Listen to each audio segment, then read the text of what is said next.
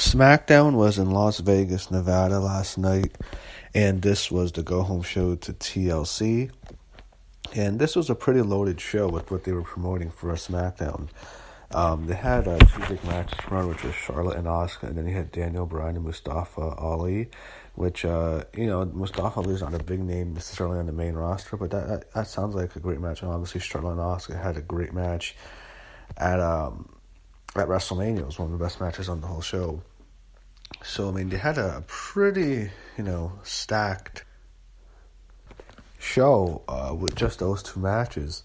And, they start off with Daniel Bryan. He makes his way to the ring. He calls everyone sheep. Not as good of a promo as last week.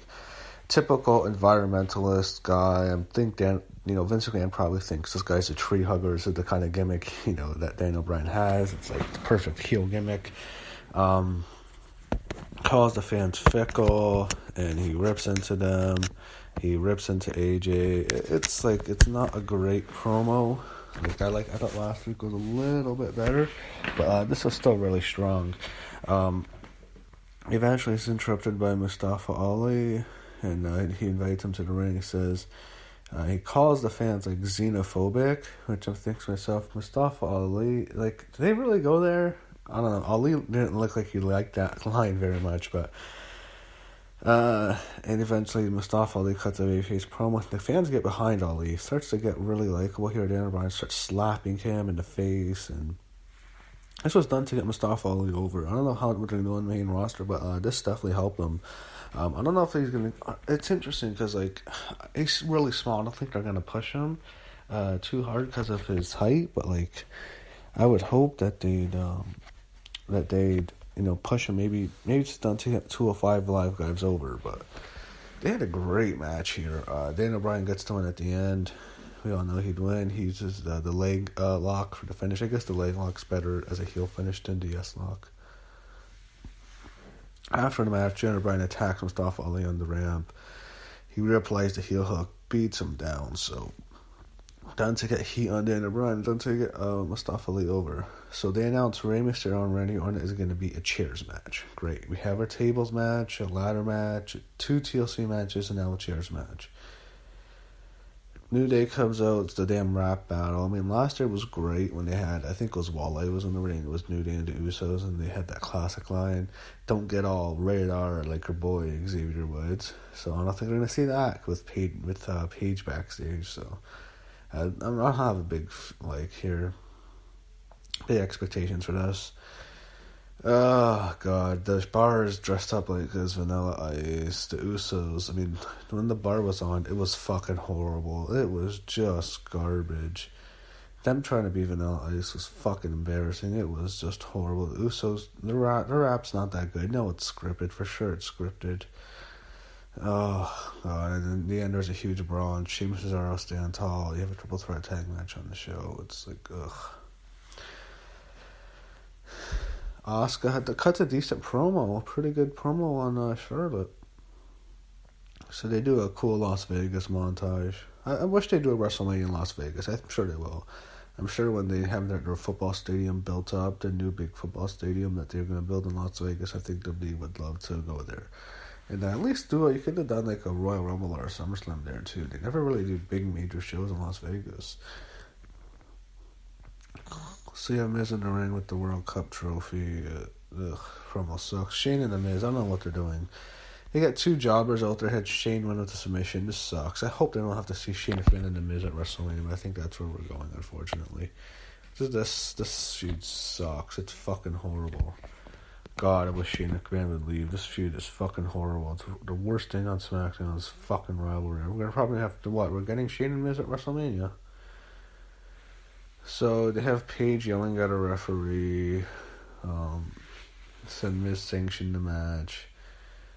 They have Paige rips up their mind. I don't know what the point of this promo was. Oh, Randy Orton comes out. He comes out with the steel chair. He's cutting a promo, and then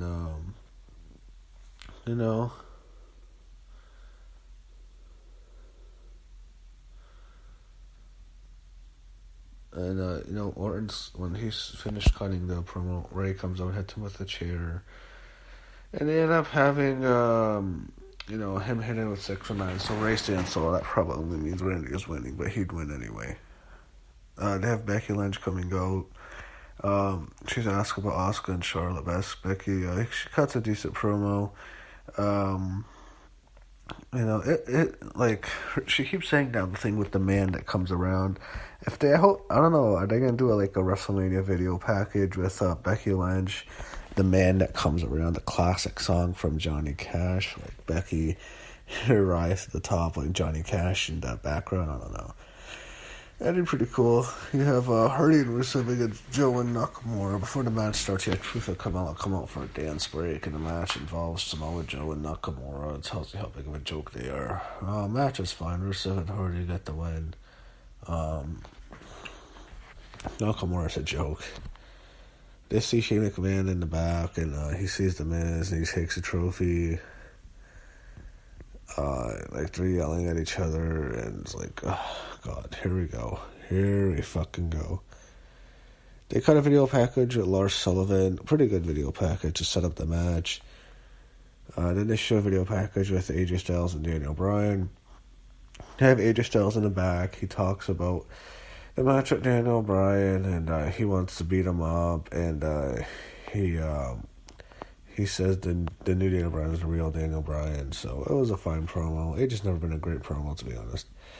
There's Charlotte. She talks about her match with Asuka. She says she knows what's at stake, but she says Asuka would break her. She doesn't break, and she breaks a defeated streak. She was a fine promo. Becky Lynch comes out. She's out for her commentary role tonight, which always, whenever you have a triple threat, you have two people wrestling. The other one has to be on commentary. Becky, she did well tonight. It's like, I feel like her reactions are starting to die down a bit. Like, they're not as strong as they once were, and I think that's definitely a problem. Hopefully they get back up by WrestleMania season. I think the best thing for Becky really is to lose the title, then to win the Royal Rumble and challenge Ronda Rousey at WrestleMania. I think that'd be the best path for her and the best story you can tell with Becky Lynch. I think her losing would, it would tell the best story, and then she eliminates Nia Jax to win the Royal Rumble.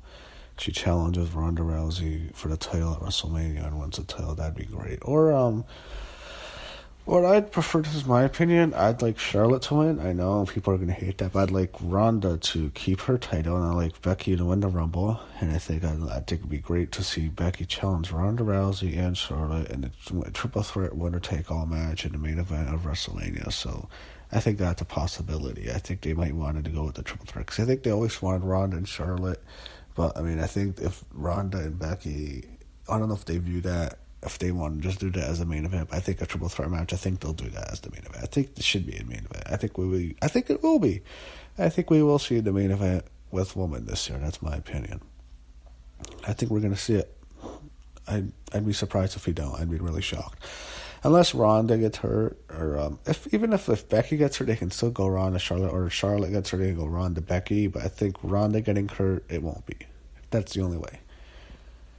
So here we go, Charlotte Flair and Asuka rematch from WrestleMania 34. A great match they had at Mania 34. They had a really good match here. You had two really good matches. This is definitely a good show. When you have two matches like Daniel Bryan, Mustafa Ali, and Charlotte and Asuka, you have a good show. They had a really fun match. It's not going to be the WrestleMania level, but it was still really good. Crowd was into it. They had a lot of back and forth. They had some spurts to look like Asuka can win, or it look like Charlotte can win. And finally, at the end, Charlotte snaps. And guys, whenever she gets pissed off, she goes for one kendo stick, and she beats down Asuka with the kendo stick.